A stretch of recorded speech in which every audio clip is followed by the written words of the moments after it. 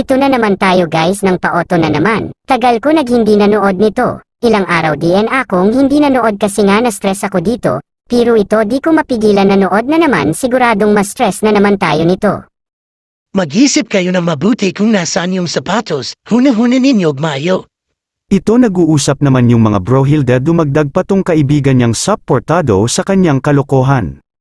May paiyak-iyak ka pa dyan, Zoe. Ikaw naman talaga ang may kasalanan, ikaw yung nagtulak sa lolo mo. Kaya laging nagpapakita sa'yo si Lolo, hala lagot ka ngayon. Buti naman may kaibigan na tunay sila Doktora Annalyn, sana naman wag na kayong tanga, ano ba naman yan, lagi na lang kayong naiisahan.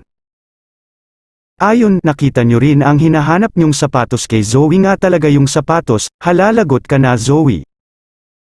Pero biglang dumating si Zoe, sige magpakatanga na naman kayo, nasa harapan nyo na ang ebidensya, nagpakabulag pa kayo, hay naku naman talaga.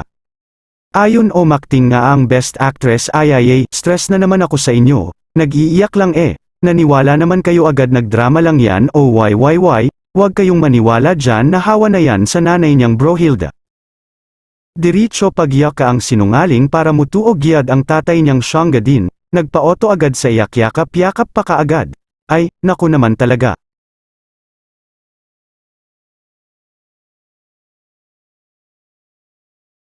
Magpagamot ka na Lenneth para hindi ka matuloyan, baka mamaya ikaw ang matuloyan, kawawa naman si Annalyn, apihin nila lalo, wag ka na sanang magpaoto dyan sa bana ni Mang sinungaling at mapagpanggap.